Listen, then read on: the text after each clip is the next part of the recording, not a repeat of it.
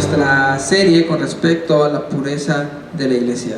Hemos visto que para que una iglesia, una asamblea sea pura, debe moldearse su práctica, su fe, su declaración, todo lo que la iglesia hace tiene que ser moldeada por las Escrituras.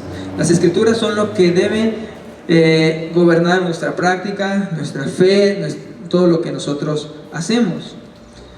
Dentro del periodo de la Reforma Protestante, el tema de qué es una iglesia era un tema relevante.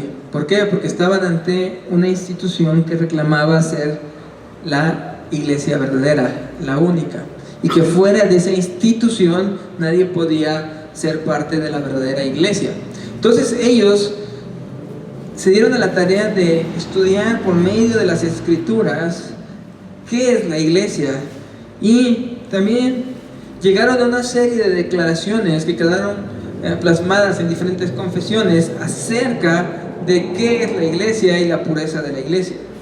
Se estableció por ellos que no existe una iglesia completamente pura en el mundo. Todas las iglesias están en mayor o menor medida batallando con impureza. No hay una iglesia perfecta debajo del sol. Pero esto no impide o no quita que toda iglesia, toda comunidad de fe debe procurar ser lo más pura posible. Como iglesia debemos procurar ser una iglesia más pura posible, y por eso hemos iniciado esta serie acerca de la pureza de la iglesia, porque como Vida Abundante pretendemos que cada uno de los miembros, de las personas que nos acompañan, también puedan participar en esta pureza de la iglesia, ser una iglesia pura. Hemos establecido a lo largo de esta serie criterios que determinan qué sí es una iglesia y qué es una sinagoga de Satanás. Y los tres criterios que determinan que ahí hay una verdadera iglesia es: uno, que se predica la palabra, se predica fielmente la palabra. No se habla de sueños, no se habla de visiones, no se habla de otra cosa, sino se predica fielmente la palabra. Dos, donde se administran los sacramentos, es decir, la cena del Señor y el bautismo, de una forma correcta, como fueron instituidos por nuestro Señor Jesucristo. En una iglesia verdadera se practica la cena del Señor y el bautismo como fueron instituidos por nuestro Señor Jesucristo. Donde no hay bautismo, o donde el bautismo se distorsiona y por cada cosa que hagas te bautizan vez tras vez, o donde no se practica la cena del Señor, no podemos decir que ahí hay una iglesia.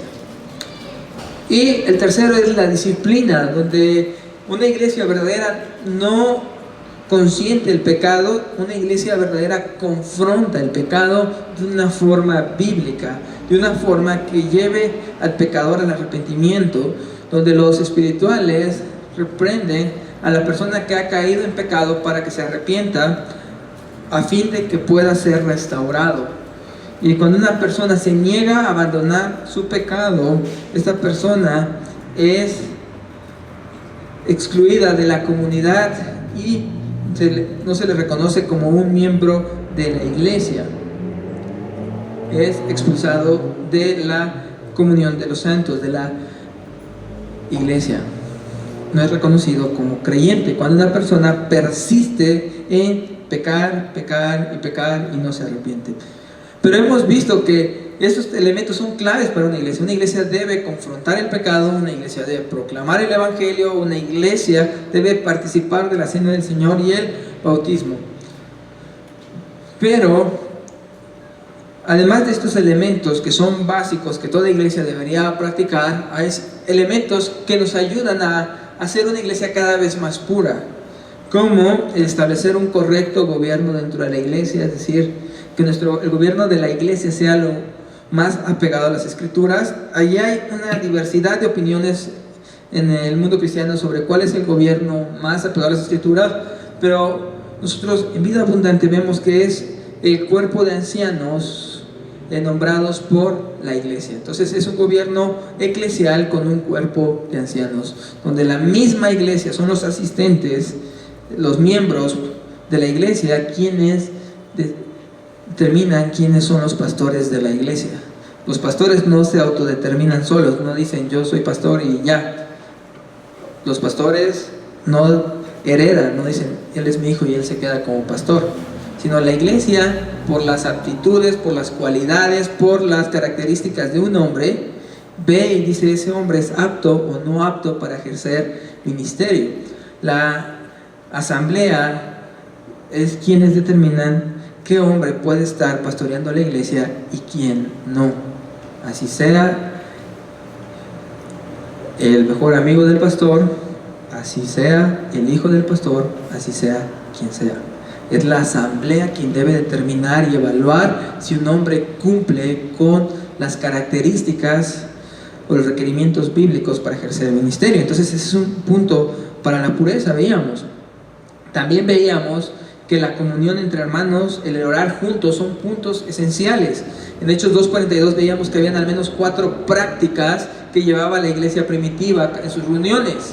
Oraban juntos, participaban de la enseñanza apostólica, también participaban de los sacramentos y la comunión unos con otros. La oración y la comunión entre hermanos es parte de ser iglesia. Debemos orar por nuestros hermanos, orar juntos como lo vamos a hacer hoy al finalizar, ver por las necesidades de nuestros hermanos. Hablamos que esta palabra koinonia, que se traduce como comunión, se usa también en una referencia a participar de las necesidades de alguien. Es decir, estar en una iglesia no es solo decir estamos en comunión porque nos sentamos al lado, sino porque estamos participando de las necesidades unos de otros. Es decir, las necesidades de mi hermano me preocupan para orar y para, en la medida de las posibilidades, también participar con él en su sufrimiento. Entonces hemos visto oración y comunión también, un gobierno bíblico como elementos esenciales de una iglesia. Pero también no es solo interno, sino una verdadera iglesia, una iglesia pura, tiene un efecto en el mundo. Es decir, una iglesia pura procura la misericordia, procura el cuidado de los pobres, de los necesitados, de los huérfanos, de las viudas, todo, de los extranjeros. Todo esto está ordenado en las Escrituras. Una iglesia debe velar por aquellos que no tienen, pero a la par que vela por aquellos que no tienen, hemos dicho la semana pasada que también deben velar porque el Evangelio sea proclamado a todas las naciones. La misericordia y el participar en la misión son elementos claves para la pureza de una iglesia. Por eso es que siempre decimos que debemos tener un tiempo prudencial para conocer verdaderamente una iglesia. Tú no conoces a una iglesia visitándola un domingo. Tú conoces a una iglesia viendo realmente su práctica, el carácter de quienes están al frente, cómo cada uno participa de cada una de estas cosas que hemos mencionado.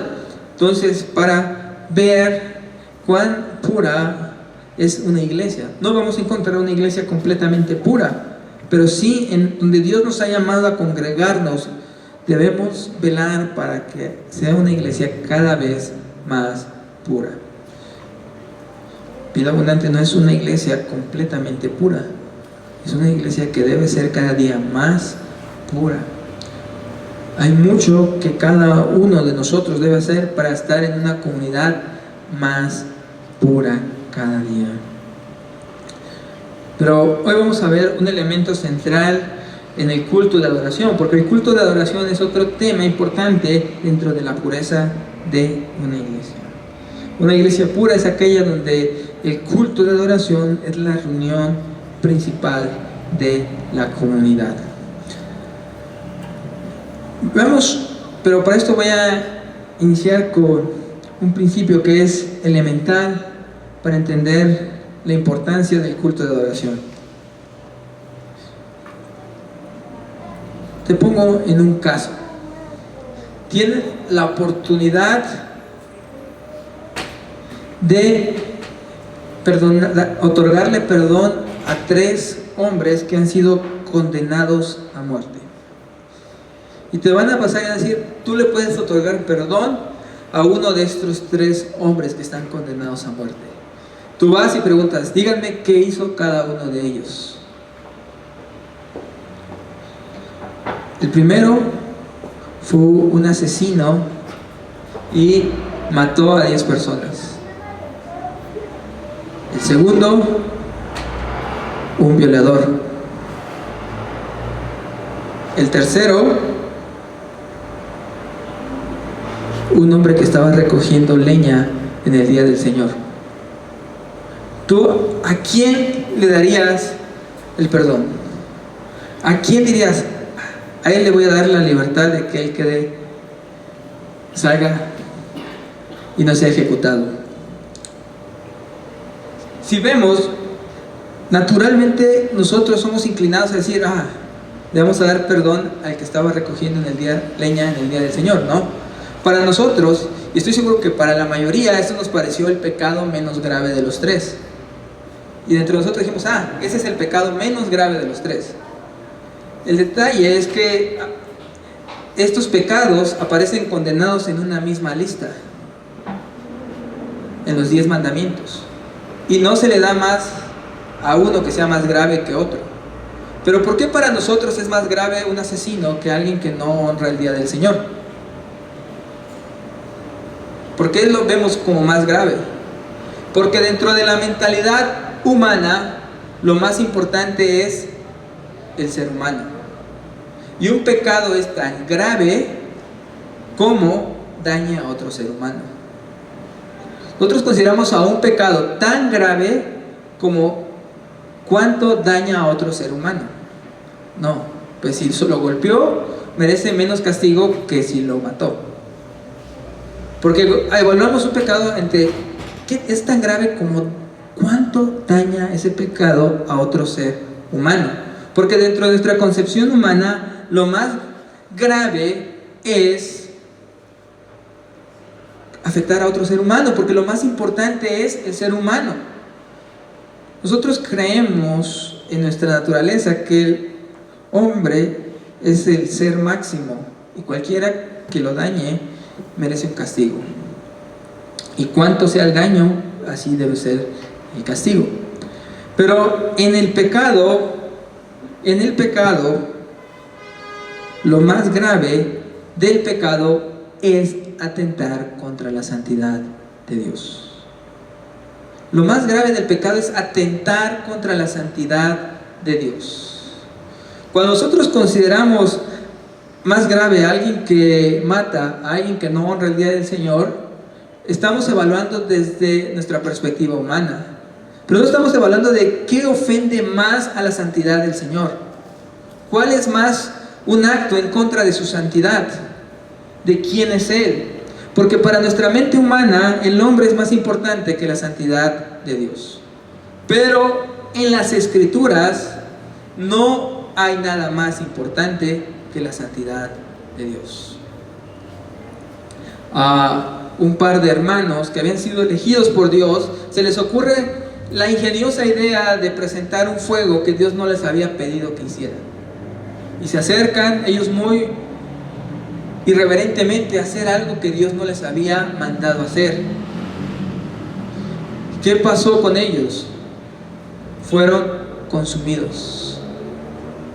Y Dios declara ante con los que se acercan a mí, me santificaré, mostraré mi santidad. Dios deja en claro que su santidad debe ser valorada por la iglesia. Que su santidad no es un asunto secundario para nosotros, sino es el atributo de Dios. Entonamos 3 veces, santo, santo, santo, como lo hacían los serafines en el libro de Isaías. Y si algo nos deja en claro Dios, es que Él no va a negociar con su gloria y santidad. Entonces nosotros no evaluamos cuán grave es un pecado por cuánto daña al hombre, sino evaluamos cuán grave es un pecado por cuánto es contraria a la santidad de Dios. Y eso Dios lo muestra en Números 15, por ejemplo. Números 15. Ahí Dios deja en claro que Él no va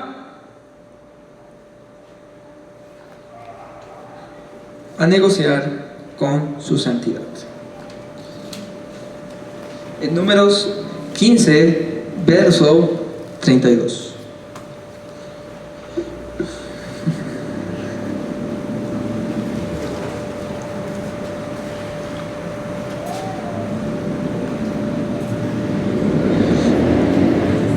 Y este es uno de los pasajes que cuando nosotros estamos empezando en nuestra fe nos causa demasiado conflicto. Porque decimos, en nuestra naturaleza humana, esto es demasiado injusto. Pensamos y acusamos a Dios de injusticia porque pensamos que esto es demasiado fuerte o demasiado riguroso el actuar de Dios acá. Pero Dios está dejando en claro la importancia de su santidad. Números 15, verso 32, dice: estando los hijos de Israel en el desierto, hallaron a un hombre que recogía leña en el día de reposo. Y los que le hallaron recogiendo leña lo trajeron a Moisés y a Aarón y a toda la congregación, y lo pusieron en la cárcel porque no estaba declarado qué se le había de hacer. Y Jehová dijo a Moisés: irremisiblemente muera aquel hombre, apedréelo toda la congregación afuera del campamento.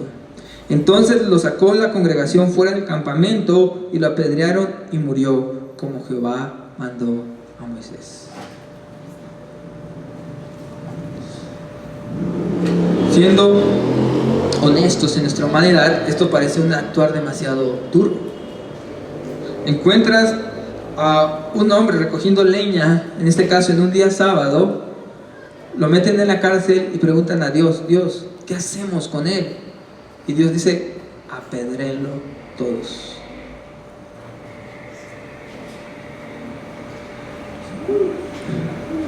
La santidad de Dios es algo no negociable para Él.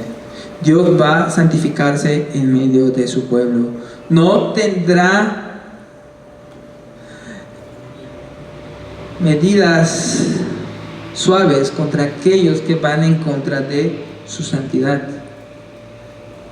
Dios es un Dios santo. Dios es santo.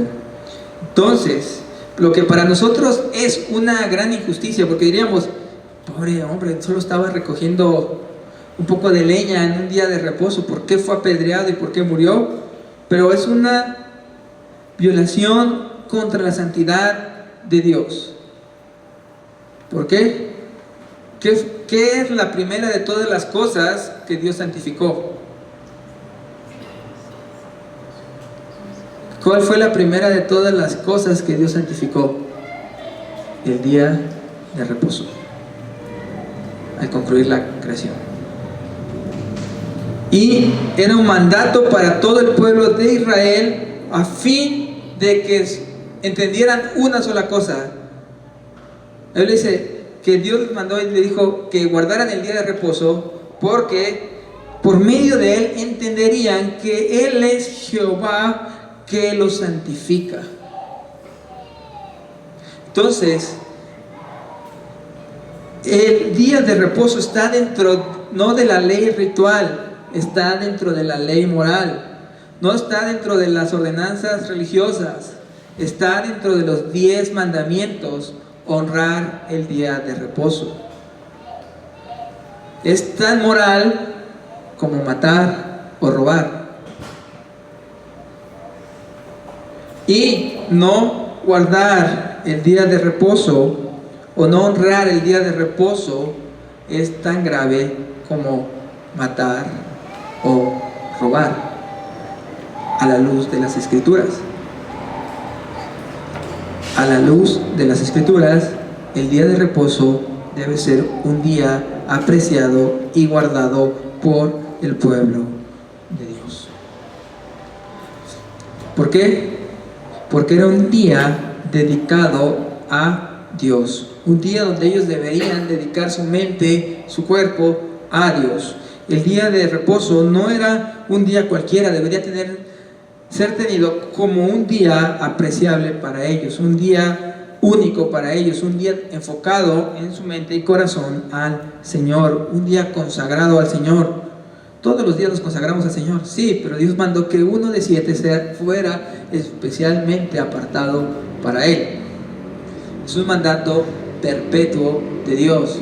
1 de 7 debe ser guardado exclusivamente para Dios y para las cosas del Señor. Y eso es algo que durante toda la historia de la fe cristiana ha estado presente. En el Antiguo Testamento se llamaba el día de reposo, pero en el Nuevo Testamento empieza a tener una connotación diferente este día, y es que se empiezan a reunir los cristianos el primer día de la semana. Habían pasado de guardar el día sábado como era la tradición judía, y habían empezado a reunirse los cristianos el primer día de la semana. Eso está en Hechos 27. Ahí vemos cómo la asamblea de los cristianos se reunían a participar de los sacramentos y de la enseñanza en el primer día de la semana. Hechos 27, verso 7.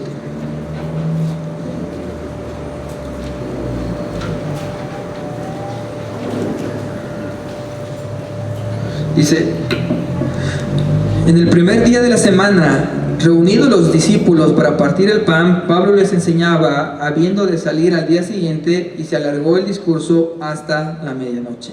Entonces, esta es la primera referencia que vemos en las Escrituras de los creyentes reuniéndose ya en el primer día de la semana. Este primer día de la semana fue el día en que los cristianos se reunían en la asamblea de creyentes. Participaban de la cena del Señor, participaban de la enseñanza, la oración y la comunión unos con otros. Por eso es que cuando la iglesia de Corinto iba a entregar una ofrenda, ellos habían decidido participar y llevar una ofrenda a la iglesia de Jerusalén. Iban a participar en las necesidades de los santos en Jerusalén, iban a preparar una ofrenda para ellos. Entonces, el apóstol Pablo le dice a la iglesia de Corintios que cuando ellos estén reunidos en asamblea, aparten ahí algo de lo que Dios les haya prosperado, a fin de que hagan una ofrenda a los santos de Jerusalén. Pero ¿qué día era este en el que ellos iban a reunir? Primera de Corintios 16, 2. ¿Qué día era este en el que ellos iban a reunir? Donde iban a estar todos reunidos y cada uno iba a presentar las ofrendas. Primera de Corintios 16, 2.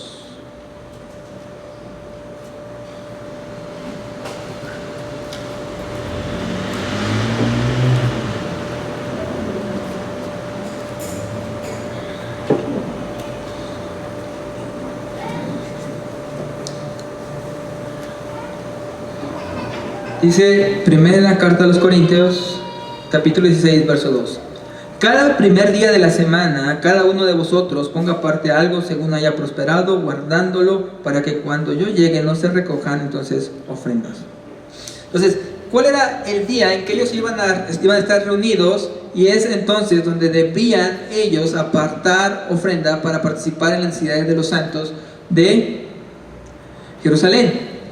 Era el primer día de cada semana. ¿Por qué? Porque era el día en que ellos se reunían como cristianos para participar del partimiento del pan, de la enseñanza, de la oración. Y este día llegó a conocerse en la iglesia antigua y se le dio el título de el Día del Señor.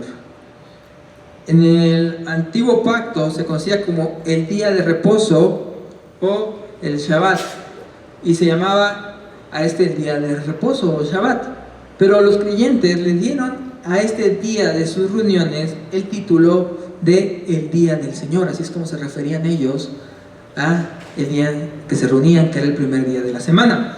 Entonces, y Esto lo vemos ya, este título para el día domingo o el primer día de la semana, ya lo vemos desde la Biblia, en Apocalipsis 1:10.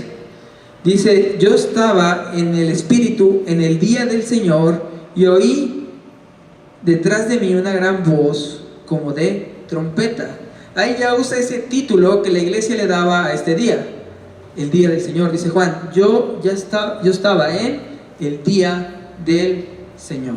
Entonces, algo que debemos tener en claro a la hora de estar estudiando el texto es que los cristianos siempre no han creído que no deben guardar ningún día y que todos los días son iguales. Ellos siempre han creído que hay un día entre 7 que deben de guardar.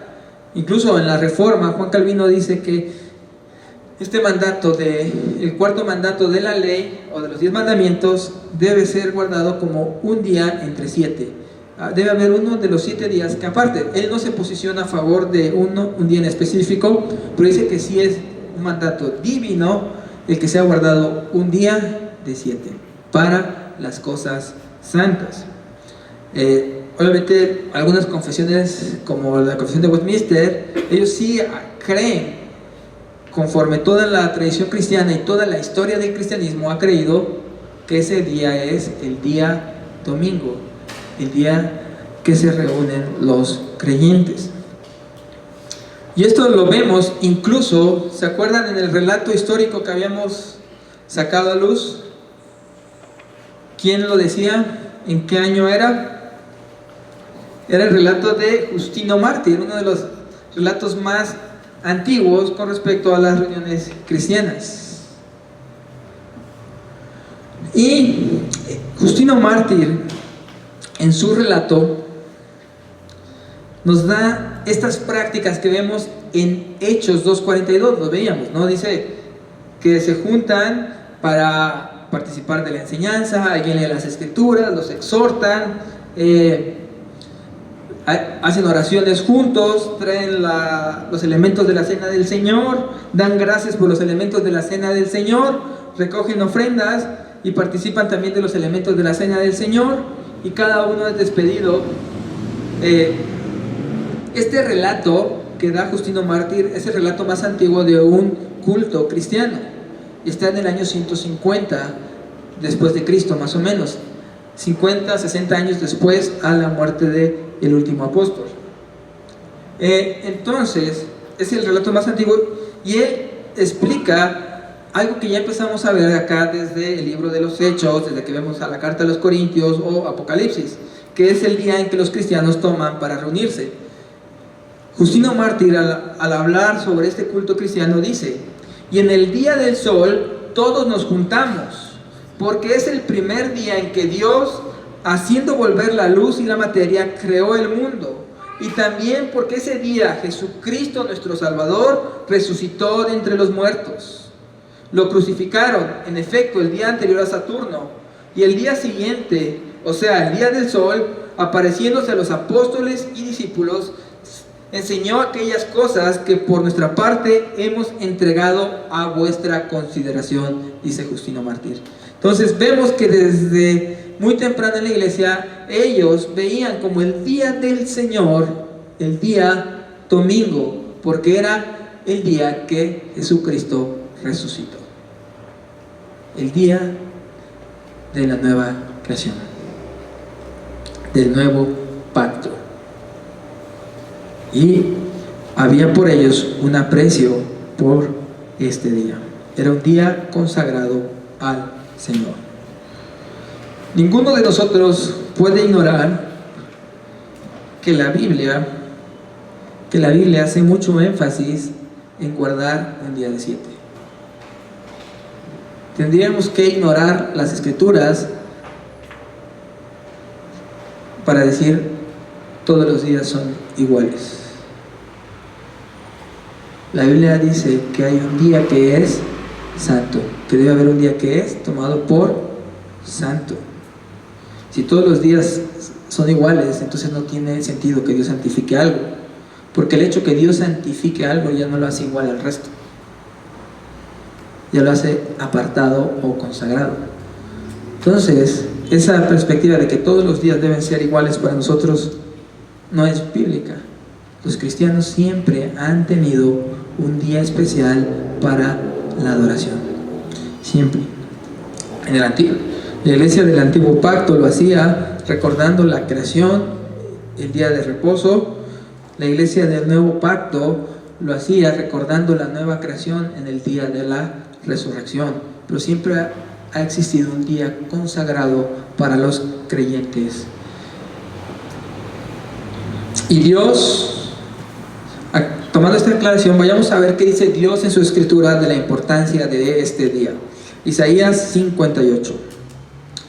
Isaías 58, versos 13 y 14.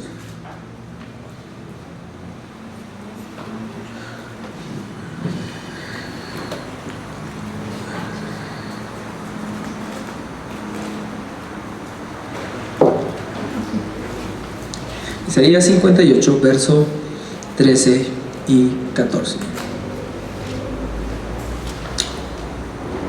Dice: si retrajeres del día de reposo tu pie, de hacer tu voluntad en mi día santo, y lo llamares delicia, santo, glorioso de Jehová, y lo venerares, no andando en tus propios caminos, ni buscando tu propia voluntad, ni hablando tus propias palabras, entonces te deleitarás en Jehová, y yo te haré subir sobre las alturas de la tierra, y te daré a comer la heredad de Jacob tu padre, porque la boca de Jehová lo ha hablado. Porque la boca de Jehová lo ha hablado. Pongamos un poco de contexto a nuestro texto. ¿Qué está pasando acá en Isaías? ¿Ustedes recuerdan en qué época predicó Isaías? ¿Qué estaba pasando cuando Isaías predicó? Isaías predica en 4 reinos. Predica en el reino de Usías, el reino de Jotán, el reino de Acab y el reino de Acaz, y el reino de Ezequías. Son 4 reinos que va a estar Isaías, desde Usías, Jotán, Acaz y Ezequías. ¿Qué pasa en ese transcurso de tiempo de Isaías? El reino del norte es destruido en ese periodo. En los días de Ezequías, el reino del norte es destruido y solo queda el reino del sur. Pero también el reino del sur se corrompe al punto que, por ejemplo, el rey Usías, que era un hombre piadoso, un hombre que hacía las cosas rectas delante del Señor, en un momento se llena de orgullo y entra a ofrecer sacrificios que solo le corresponderían al sacerdote. Y Dios lo castiga con lepra. Y es apartado del templo del Señor todos los días de su vida. Pero posterior a ello, los días de su hijo Jotán, a pesar de que en los días de Jotán se habla de que era un hombre piadoso también como su padre hacia el Señor, pero que en sus días continuaba la adoración en los lugares altos, nos dice la Biblia. Y va a llegar su clima en los días de Acaz, donde él va a sacrificar a su propio hijo a los ídolos. Y va a llevar a este pueblo a la idolatría. Entonces, en los días de Isaías había una profunda idolatría entre el pueblo. Habían abandonado a Dios. Y empieza Isaías precisamente diciendo el desconocimiento tan grande que ellos tienen de Dios. ¿Te acuerdas cómo dice Isaías? Hasta el burro conoce el pesebre de su amo, pero ustedes no me conocen, dice el Señor. Y había un desconocimiento profundo de Dios en este pueblo, y se habían entregado a los ídolos. ¿Y qué trae cuando el hombre abandona a Dios para entregarse a la idolatría? Inmoralidad. Hay inmoralidad en el pueblo. No se le hace justicia al huérfano ni a la viuda, sino que aceptan soborno a los jueces.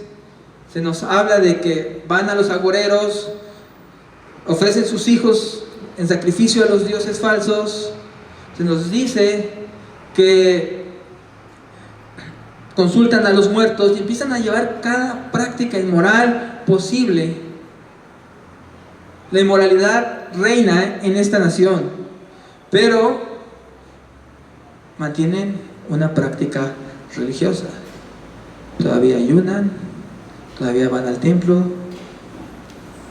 Por un lado, la gran idolatría e inmoralidad, por otro lado, una apariencia religiosa. ¿Qué dice Isaías? ¿Qué dice Dios por medio de Isaías? Sus ayunos me son abominables, los aborrezco. Aborrezco su práctica religiosa, le dice Dios a Israel por medio de Isaías. Aborrezco todo eso, toda esa apariencia que tienen. Y es precisamente en el capítulo 58 donde Dios empieza a hablar de una purificación en cómo ellos viven su fe. Si ustedes ven el principio del 58, es precisamente donde condena el ayuno. Dice, esos ayunos no los aborrezco. Y después los va a llevar a tener en alta estima el día del Señor. Y una de las razones es porque Acaz, el rey Acaz, ha dado un mandato para cerrar el templo y nadie puede entrar en el día del Señor al templo. Ha dado un mandato y ha tapado uno de los lugares donde se reunían en el día del Señor y ha metido idolatría. Entonces dice, si ustedes no hubieran abandonado mi día santo, no estarían experimentando la inmoralidad que ahora tienen.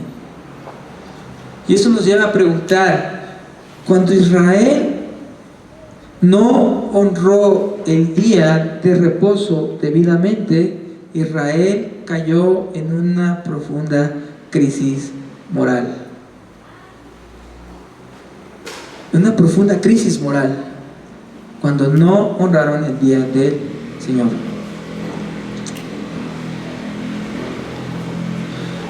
Mis hermanos, ¿cuántos de nosotros podemos pensar que hoy en las iglesias hay una crisis moral? ¿A quién le parece que hay una crisis moral dentro de las iglesias? Que en muchos casos se tolera el pecado, que en muchos casos el pecado no es reprendido, que se practica el pecado. Y vemos muchas iglesias y vemos una crisis moral. Nos preguntamos por qué. ¿La iglesia ha dejado de predicar en contra del adulterio? No, muchos siguen predicando en contra del adulterio. Aún así, ¿qué hay muchas veces en la iglesia? Adulterio. Siguen predicando que no hay que robar, pero muchas veces sí, entre los propios creyentes roban. Entonces nos preguntamos, si nadie ha dejado de predicar que el cristiano no debe robar, que no debe adulterar, que no debe mentir, ¿por qué vemos una crisis moral a pesar de que esto se está hablando?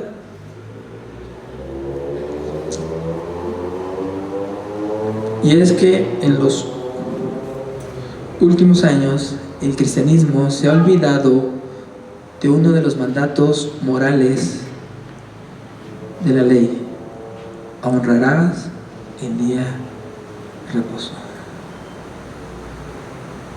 Honrarás el día de reposo. Y hemos vuelto el día del Señor un día de espectáculo, un día familiar, un día de entretenimiento, y se ha perdido la noción bíblica de lo que es el día del Señor. Y no podemos esperar violar la ley moral de Dios y no vivir en inmoralidad, porque guardar el día de reposo o un día entre 7 no es un mandato ritual, es un mandato moral, está dentro de los 10 mandamientos, donde el creyente debe tomar un día entre 7 para dedicarlo a las cosas santas, a cosas enfocadas en Dios. ¿Qué pensaban los reformadores acerca de este asunto? ¿Cómo lo veían ellos? Dice la Confesión de Westminster, donde un conjunto de teólogos de la Iglesia de Inglaterra se reúnen para tomar decisiones con respecto a qué es lo que la Biblia enseñaba sobre diversos asuntos, y crean una confesión que se conoce como la Confesión de Westminster. Ahí dicen: así como es la naturaleza en lo general, una porción de vida de tiempo se dedica a la adoración de Dios, así en su palabra, por un mandato positivo, moral y perpetuo que obliga a todos los hombres en todos los tiempos, Dios ha señalado particularmente un día de cada 7 para que sea guardado para un reposo santo para Él, el cual desde el principio del mundo hasta la resurrección de Cristo fue el último día de la semana. Y desde la resurrección de Cristo fue cambiado al primer día de la semana, al que las Escrituras llaman el día del Señor, y debe ser perpetuado hasta el fin del mundo como el día del reposo cristiano. Eso establecieron. Y luego añade: este día de reposo se guarda santo para el Señor cuando los hombres, después de la debida preparación de su corazón y arreglados con anticipación en todos sus asuntos ordinarios, no solamente guardan un santo descanso durante todo el día de sus propias labores, palabras y pensamientos acerca de sus empleos y diversiones mundanas, sino que también dedican todo el tiempo al ejercicio de la adoración pública y privada y en los deberes de la caridad de misericordia. ¿Qué pasaría si nosotros viviéramos en los días de la Reforma Protestante o en los días de los primeros cristianos? Veríamos un día completamente consagrado al Señor, un día completamente reservado para las cosas del Señor. En la época antigua, posterior a la Reforma, una de las costumbres que tenían era tener 2 servicios. Iban al inicio del día del Señor a un servicio, iban al cierre del día del Señor a otro servicio. Tenían 2 predicaciones y dedicaban ese día a las cosas sagradas. Las familias tenían un culto donde el padre también dirigía un culto porque era el día del Señor. Estaban todos consagrados. Se reunían los cristianos a comer juntos, y ¿sabes de qué hablaban entre ellos? De cosas santas. Hablaban acerca de las Escrituras, hablaban acerca de la predicación que habían escuchado ese día, o profundizaban en las enseñanzas santas. Eso sería vivir nosotros en los días de la Reforma Protestante. Un día consagrado al Señor, un día enfocado en las cosas santas, un día donde nuestros pensamientos son dedicados a Dios. ¿Qué ha pasado para que hoy ya las iglesias digan que acabe rápido el culto para que me vaya a hacer lo que tengo pendiente? ¿Qué ha pasado para que digamos, ya se alargó mucho, yo tengo un compromiso? Algo hay muy diferente entre la iglesia apostólica, la iglesia de la época patrística y de la iglesia de la época de la Reforma con nosotros. Y no solo diferente en su práctica, sino esa diferencia se ve en la moralidad también, porque es un mandato completamente moral. Es parte de la ley moral de Dios.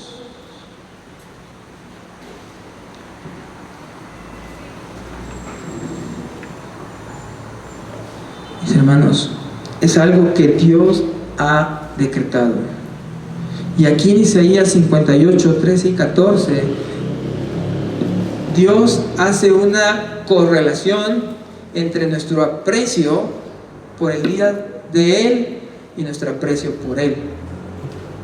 Dice que hay una correlación entre nuestro aprecio por el día del Señor y nuestro aprecio por Él. Les dice: si retrajeres en el día de reposo de hacer tu voluntad, si el día de reposo fuera tu delicia, santo, glorioso a Jehová, y lo venerares, y no andaras en tus propios caminos, ni buscando tu voluntad, ni hablando tus propias palabras, dice, sí, condicional, resultado de esta condicional, dice, entonces te deleitarás en Jehová. Dice, si tú te dedicaras un día de 7 a las cosas santas, dedicaras tus pensamientos a las cosas de Dios, y tú apartaras un día entre 7 para enfocarlo en Dios, dice, entonces tú te deleitarías en Jehová. Hay una correlación entre el día de reposo, entre guardar un día entre 7 para el Señor y nuestro deleite en Dios. Si tú hicieras esto, entonces te deleitarías en Jehová. Y esto es algo que se está dando mientras el reino de Israel es destruido y mientras el reino de Judá se conduce a la destrucción, va camino a ser destruido también. Entonces dice, ¿por qué van a ser destruidos? Porque se entregaron a la idolatría, porque se entregaron a sus propios caminos, porque se entregaron a hacer lo que su voluntad les placía. Se entregaron a hacer su propia voluntad. ¿Y qué es lo que dice Dios? Ese era el propósito del día de reposo, que tú supieras que es Jehová el que te santifica, y que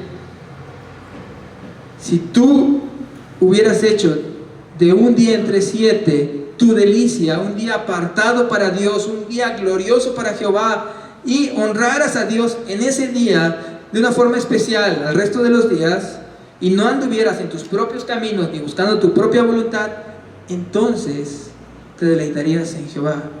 ¿Y qué pasa si ellos se hubieran deleitado en Jehová? No serían destruidos. No se hubieran entregado a la idolatría, no se hubieran entregado a la inmoralidad.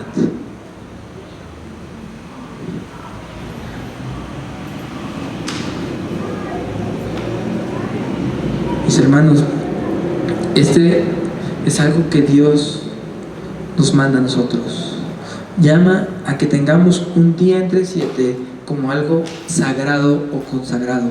Eso ya nos dice que debe haber un día especial para nosotros en el cual nosotros lo dediquemos a las cosas de Dios. Que dediquemos exclusivamente a Dios. Un día en el cual nosotros estemos conscientes de no hacer nuestra voluntad ese día, sino decir, Señor, quiero hacer tu voluntad. Voy a dejar mi voluntad por un lado y voy a dedicarme a hacer tu voluntad. ¿Tú qué quieres, mi Dios?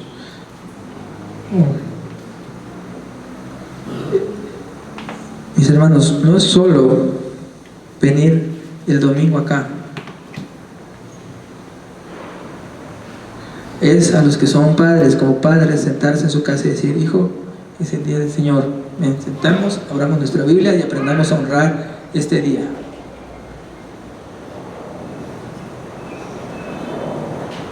Es tener una estima por este día. Eso no implica que no van a salir nunca de vacaciones y todo el domingo hay que estar encerrados en la iglesia. No, alguien puede irse de vacaciones, pero ahí donde está domingo, vénganse familia, nos reunimos y tenemos nuestro culto familiar, porque hoy es el día del Señor. Y hoy vamos a honrar a nuestro Señor, y aquí como familia nos reunimos, leemos las Escrituras, oramos juntos. Pero cuánta necesidad hay de nosotros como padres inculcarle a nuestros hijos la importancia de ese día. ¿Sí? Hijo, hoy es un día santo. Hoy vamos a sentarnos, a orar, a leer juntos.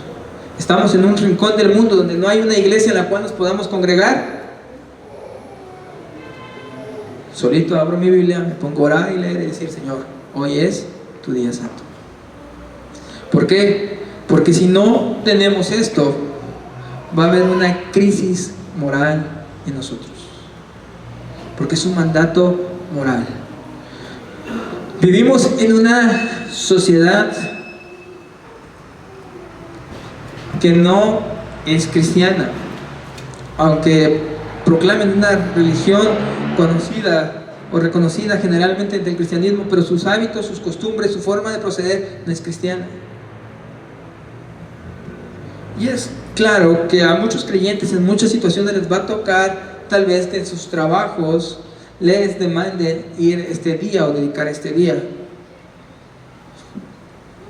También en el cristianismo antiguo habían esclavos, y no es que los esclavos podrían decir hoy no voy a ir a trabajar, pero debe ser un día que nuestro corazón esté enfocado o consagrado a Dios, y a la medida de las posibilidades todo creyente debería procurar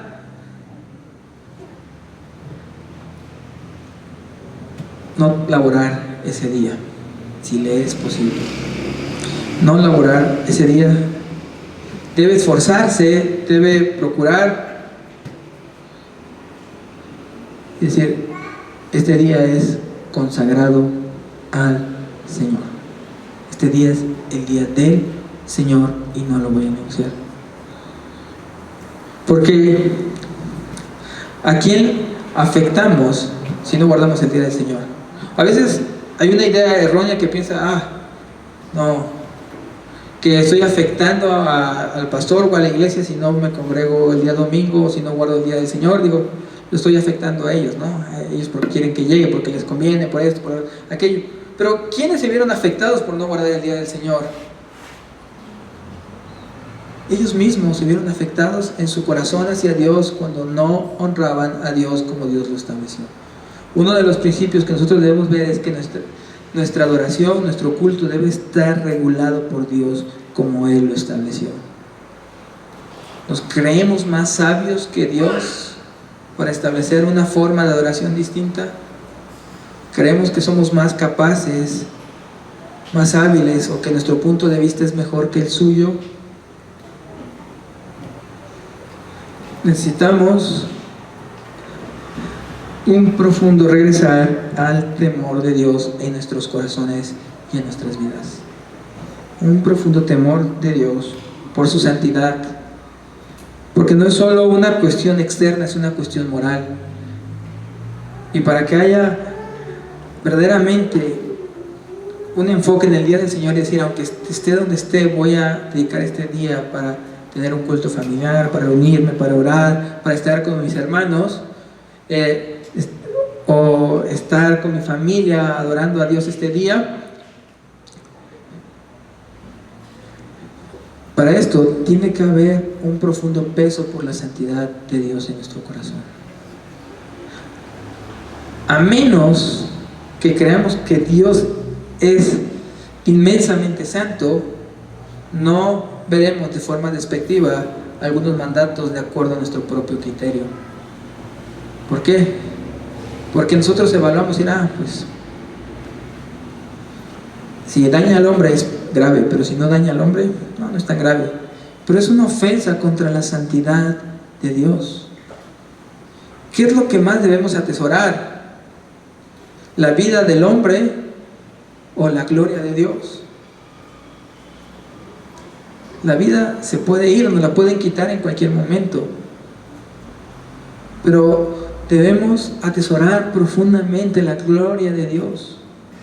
Si no hay un peso profundo en nuestro corazón por la santidad de Dios, no va a haber ningún deseo por guardar un día entre 7, o no habrá un deseo para decir este día, no, yo lo voy a dedicar para reunirme con mis hermanos, yo lo voy a dedicar para estar con ellos, para compartir con ellos, para orar con ellos, para dedicarlo a las cosas santas de Dios.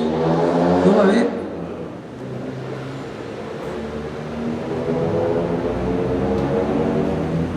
Mis hermanos, si amamos verdaderamente a Dios, le obedecemos. Si amamos verdaderamente a Dios, le obedecemos. Así que, ya sea que esta sea su comunidad de fe, o Dios los esté llamando a otra comunidad de fe y solo estén de visita el día de hoy, algo que es primordial para ustedes, mis hermanos, para su propia moralidad, es cultivar la importancia del día del Señor.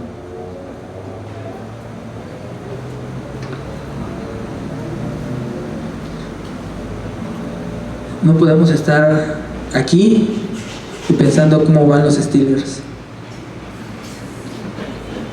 No podemos estar aquí pensando cómo van los Pumas,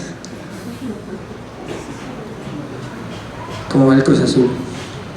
No, tenemos que estar enfocados en nuestro corazón en el día del Señor. Hoy es un día dedicado a Dios, un día enfocado en nuestro Señor, y nuestro corazón debe estar dedicado a Él.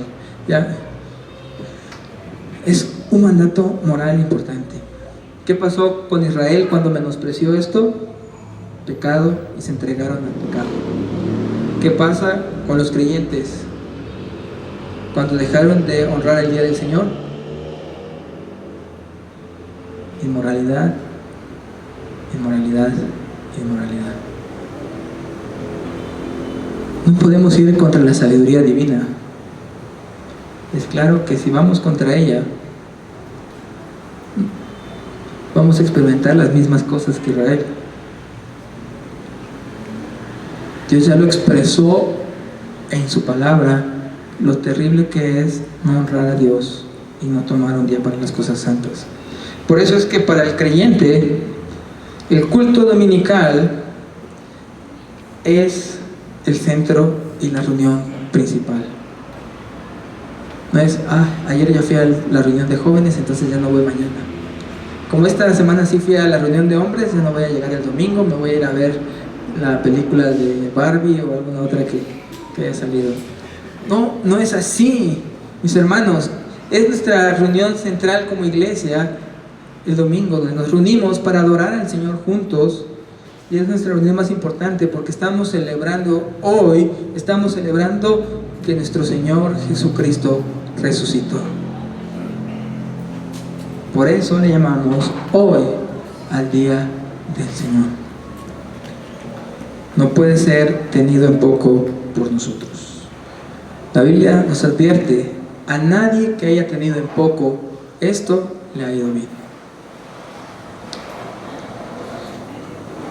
Vamos a empezar, si no valoramos esto, vamos a empezar a ver cada vez más inmoralidad en nuestras familias, en nuestras casas, en nuestra propia vida, porque estamos atentando contra un mandato plenamente moral de Dios. Tan importante era para Dios que les quedara en claro este día que qué hizo con este hombre que estaba recogiendo leña.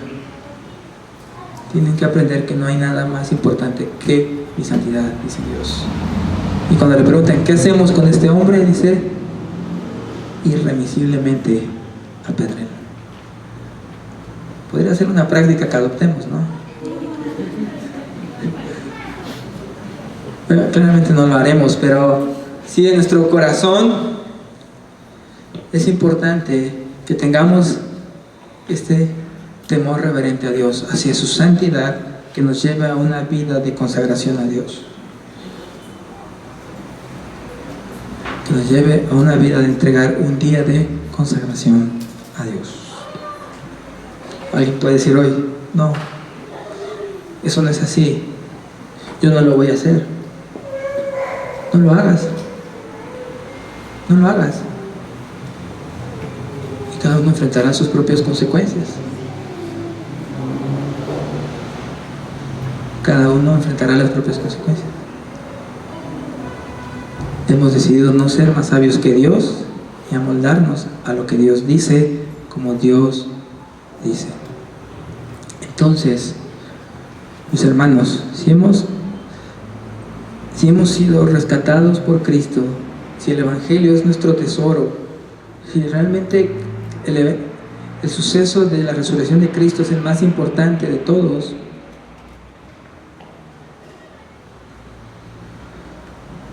hoy es un día especial para nosotros. Hoy es el día donde nos reunimos a orar, a leer, a participar juntos en la cena del Señor. Hoy es el día en que nos reunimos para tener comunión con hermanos, lo que hacían en Hechos 2:42. No hay otro momento en que nos parezcamos más a la iglesia del Nuevo Testamento que este, cuando estamos reunidos para leer la palabra, para la predicación, para orar juntos, para participar de la cena del Señor, para estar en comunión unos con otros. Es lo más cerca que experimentamos a la iglesia del Nuevo Testamento el estar hoy aquí, con nuestros hermanos en comunión. Por eso, mis hermanos, también como iglesia hemos optado y hemos hablado con los miembros para ir también incluyendo estas prácticas a fin, porque todo esto se trata no únicamente de ver una teoría, sino cómo como iglesia nos adoptamos y amoldamos a esto que hemos estado viendo estas semanas. Por tanto, procurar como iglesia también tener cambios en nuestra forma o estructura de culto, a fin de que estas 4 cosas que vemos en Hechos, que vemos en la historia de la iglesia, puedan estar presentes en nuestros cultos cristianos. Que como iglesia, buscando la pureza, podamos tener en nuestras reuniones se caractericen por orar, por predicar la palabra, por la cena del Señor y por la comunión unos con otros, para que entonces podamos tener esos tiempos de oración como iglesia, estos tiempos de comunión, y hacer cada día más frecuente la cena del Señor, a fin de que todos puedan participar. Porque yo sé que muchos se frustran, yo sé que para ustedes que han llevado, cuando no pueden un domingo por alguna situación comprensible, como están enfermos o tienen un familiar enfermo y no pueden participar en la cena del Señor, yo sé que para ustedes es frustrante y les llena de un dolor profundo no poder participar en la cena del Señor y tener que esperar hasta un mes después para volver a hacerlo. Sé que el dolor tan profundo que les causa en el corazón esto. Entonces, por eso también queremos procurar que la cena del Señor sea frecuente en nuestra iglesia. Queremos procurar que podamos tener tiempos en nuestro culto público para orar. No estamos inventando nada nuevo, estamos haciendo lo que la Biblia dice que hacían los cristianos. Estamos haciendo lo que la historia dice que hacían los cristianos. No estamos reinventando el cristianismo, no tenemos que reinventar nada, solo tenemos que hacer lo que aquí dice. Por tanto, oremos para que Dios lleve a buen puerto a nuestra iglesia, a nuestra comunidad, a nuestra membresía, a fin de que podamos poner en práctica cada una de estas cosas que hemos visto como relevantes para la pureza de la iglesia. Y que en nosotros haya un temor reverente a Dios, un peso profundo por su santidad que nos lleve a este día. Para que nuestro culto público no sea un culto de hipocresía como en los días de Isaías, sino que nuestro culto público sea un culto donde vienen personas que ven ese día como su delicia. Dios les llama acá, si lo llamares delicia, si lo llamares santo, si lo llamares glorioso. Y la palabra delicia en este texto hace referencia a algo muy exquisito, algo que solo las personas ricas podían acceder, o algo que era muy costoso y que era como un lujo, algo como esos platos que vemos en la televisión, que es un pedacito, pero es carísimo, y dicen es una delicia. Que algo tan exquisito, tan delicioso, así sea el día del Señor, es lo que está diciendo Dios para nosotros. Que algo tan deleitoso, tan exquisito para nosotros sea el día del Señor. Es a lo que Dios nos está llamando. Y entonces dice, nos deleitaremos en Jehová. Él será nuestra delicia. Oremos para que Dios, que dependemos de Él, de su voluntad soberana, podamos llevar a cabo esto que hemos visto el día de hoy. Señor, te damos gracias porque hemos sido rescatados por la sangre de nuestro Señor Jesucristo. Estamos aquí hoy porque cuando estábamos muertos en delitos y pecados, tú tuviste misericordia de nosotros. Y cuando estábamos entregados a la perdición y al pecado, Señor, cuando estábamos muertos, tú nos diste vida juntamente con Cristo. Señor, recuérdanos hoy la importancia, mi Dios, de guardar un día entre 7 para ti. Recuérdanos hoy la importancia de este día dedicarlo a la oración, a la comunión como hermanos, de este día dedicarlo a la palabra, a las obras de misericordia, a las obras de bondad. Que no sea un día para pensar en nosotros, en nuestro egoísmo, en nuestra satisfacción o en nuestros propios deseos, sino que sea más que estar acá 2 horas, Señor, sea más que estar acá un tiempo, sino sea un día donde todo momento estemos pensando en tu gloria y tu majestad, donde todo momento estemos buscando pensar en tu santidad, en tu grandeza, en tu majestad, Dios.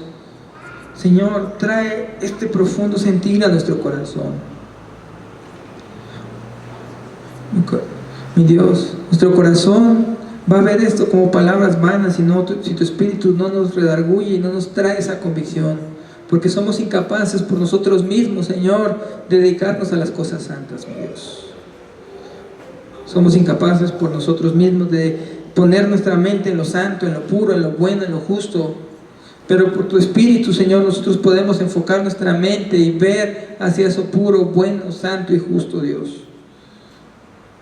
Oh, mi Dios, haz que como vida abundante nuestro culto, nuestras reuniones sean gobernadas por la palabra, dirigidas por la palabra. No dirigidas por el mundo que ese día está buscando espectáculo, entretenimiento, diversión. No estamos acá para espectáculo, entretenimiento, ni para divertir a nadie. Estamos hoy aquí para adorar a nuestro Dios, porque hoy resucitó nuestro Señor Jesucristo. Y haz que esta sea una verdad para nosotros, mi Dios. Haz que sea una realidad en nuestros corazones. Señor, Da, Señor, a cada uno de nosotros la visión más terrible que tendremos en esta tierra, que es la visión de tu santidad. Que nada nos destruirá tanto como ver tu santidad. Pero que nada nos traerá tanta satisfacción y tanto gozo como ver tu santidad. Mi Dios, obra esto en nosotros. Por tu misericordia, Dios, danos un corazón que busque hoy glorificar que nuestro Señor Jesucristo ha resucitado. Señor, que nuestra mente, que siempre está buscando nuestros propios deseos, recuerde por medio de un día entre 7 que estamos aquí como peregrinos y extranjeros. Porque, Señor, cuán fácil es que nuestra mente divague en este mundo y empecemos a buscar cada vez más y más las cosas de este mundo. Cuán fácil es, mi Dios, para nosotros que nos olvidemos que estamos aquí, Señor, de paso temporalmente. Pero tú has destinado un día entre 7 para recordarnos eso. Que las cosas de este mundo no son eternas para nosotros. Que el trabajo que tenemos no lo tendremos eternamente, sino será tu presencia gloriosa lo que poseeremos, donde estaremos eternamente, Dios. Recuérdanos esto, mi Dios, y llévanos a cada día procurar como hermanos, Señor, la pureza de nuestra iglesia, de esta comunidad donde tú nos has colocado, porque no estamos acá por nuestra propia voluntad ni por nuestro propio deseo, sino por tu voluntad soberana. Si por nosotros fuera, Señor, regresaríamos al mundo a entregarnos nuestros deleites, pero por la obra de tu Espíritu estamos acá persistiendo en ti, continuando en ti hasta el final de nuestra carrera, luchando contra nosotros mismos para glorificarte en todas las cosas, Dios. Te rogamos, Señor, que este sea siempre en vida abundante, un día de adoración, un día de predicación, un día de comunión, un día de oración, un día donde puedan participarse los sacramentos, y no un día de espectáculo, entretenimiento y show, sino que haya siempre, Señor, un temor reverente y un gran peso por tu santidad. Te damos gracias en el nombre de Cristo Jesús.